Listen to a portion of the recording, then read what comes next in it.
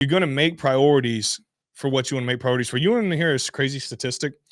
The average American, this absolutely blew my mind. The average American watches 5 hours and 11 minutes of television per day.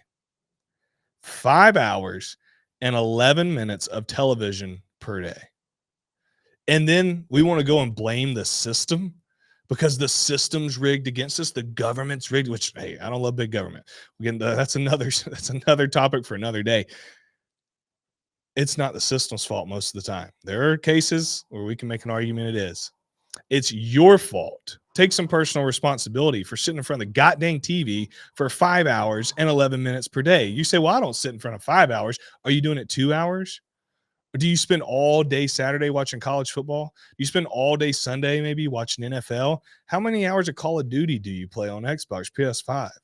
I mean, we can sit here and go through, oh, it's not TV for you. It's novels that you're addicted to, getting a dopamine hit from that. Or maybe it's golf with your buddies. Oh boy, all the wives on here like, yes, sir, preach, brother, preach. There are vices that have your attention. And you just haven't sat down and taken inventory of your life and looked in the mirror in a hard way to say, you know what? Dang, this Jaron dude, screw you, but you're right, Jaron. I hate to hear what you're saying, but you're right. The reason I'm calling you out is because I have to call myself out regularly. This is something that you have to fight daily. And so we have to find those hours that are getting eaten up by bullcrap. Look at your phone. How many hours do you spend on your phone? I guarantee you 90% of people won't listen to this right now, whether live or on the podcast. You spent 5+ hours looking at your phone daily this week.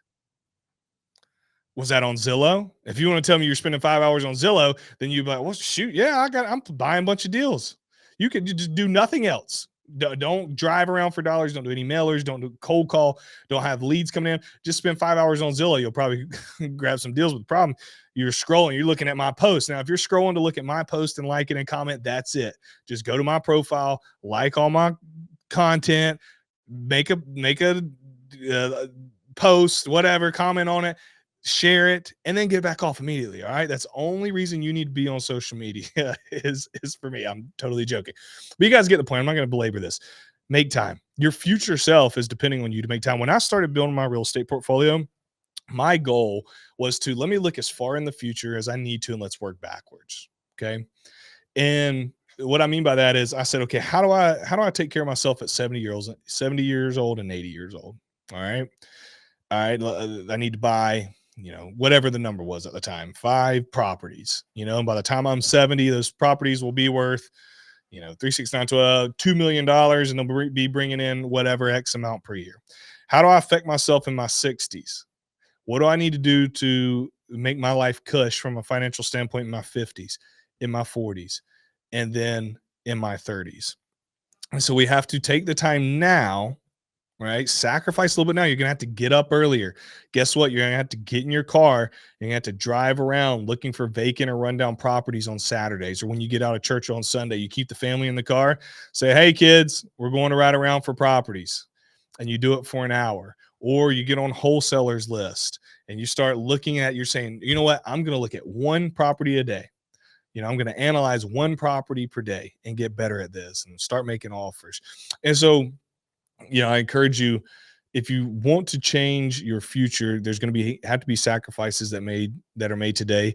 There's 2 things that I hear. I interview on the Rich Dad Real Estate Show people all the time, and on my own show, I used to interview people on this show a lot, and I got to talk to a lot of millionaires, a lot of multimillionaires.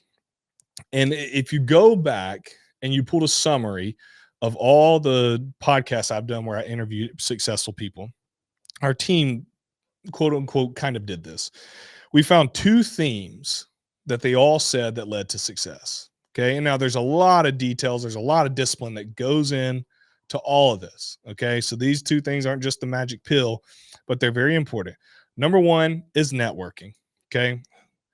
Taking the time to get around people and get in rooms of people who make what they're trying to do normal. So why real estate became so easy for me is because I put myself in a friend group where it was normalized. It was still scary at first. I think anytime you do anything new, it's going to be scary, but it was in the group that I immersed myself in. it became so common. Everybody was doing it that you were almost like the outcast, and they weren't going to shun me or anything, but you were almost a weird one for not doing it. And a little bit of good peer pressure is healthy for the soul. You know, today's woke culture, hey, watch out for everybody's feelings. They get a trophy. You don't want to make them feel bad. Well, I got news for you. A little bit of peer pressure with a little bit of shaming and a little bit of guilt for you acting like a clown is healthy. If not, you end up like a fruitcake. And so I was in a group to where it was normal.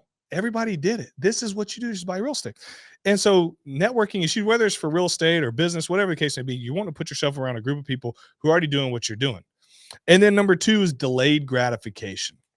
So networking was the number one theme that comes up in all my calls, interviews. And number two is delayed gratification. These people said I had to have a little bit of pain now so I could have pleasure later. So I mentioned this in the last episode. I'm real enamored right now with psychology and neuroscience. There's unbelievably enamored with it. I've like bought 6 textbooks on neuroscience and I'm diving all in. But Lemke wrote a book, Anna Lemke wrote a book called Dopamine Nation.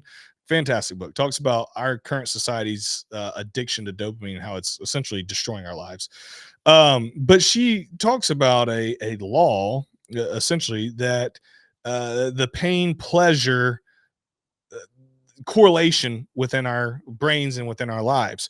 So for any pain we experience, there's going to be rebound pleasure. And for any pleasure we experience, there's going to be rebound pain. And it's the same saying that you guys will hear me say a lot: pay now, play later, or play now, pay later. Dues are going to come due, right? At some point. They're going to come due at some point. You are going to feel pain. Let's just talk financially in your life. Do you understand me? Your finances, your assets or lack of, are going to cause you pain one way or the other at some point in your life. The question you have to ask is, am I okay with dealing with the pain now and making decisions that's going to cause me to have a lot of pleasure and a lot of peace of mind later? Or are you going to neglect having to go through the painful things of rearranging your schedule, of making time, and you're going to live the cush life of not, finances, they're not great, but they're not hurting me, I'm living a fine life. And then you reach to the latter part of your years of your life and you're like, bro, we don't have any money for retirement. And you see all your buddies, especially the ones who've made the really good decisions, they're 50 years old, they're 55, they're 60, bro, they don't go into work. They're retiring. Maybe they help coach the local sports team. They're traveling with their wife. They got 4 kids. And so they're traveling all over the country to their kids' house to hang out with their grandkids. And you are freaking greeting people at Walmart, hunched over like this. You can't stand up straight because you didn't have enough sense to go through the pain of going to the gym all your life. And you didn't have enough sense of going through the pain of eating right all your life. And so what happens? It freaking catches up with you. Now you stand up and your grandkids want to go outside and play with you. Oh, Sonny, I wish I could go play with you, but I'm getting old. These knees ain't what they used to be. Well, you should have seen me in high school. Or, Grandpa, can we go on a trip to Disney World? Well, we can't afford that kind of thing. We don't, we're simple around here. We just go out and have a bonfire, and that's how we like it. No, it's not freaking how you like it.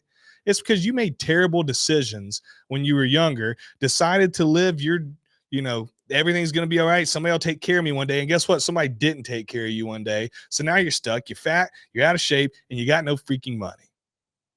And that's 99 probably % of America right there, what I just dictated. Now, I love those people, and I have tons of friends that make those decisions, and I'll love them, and I'll hang out with them, I'll be their friends.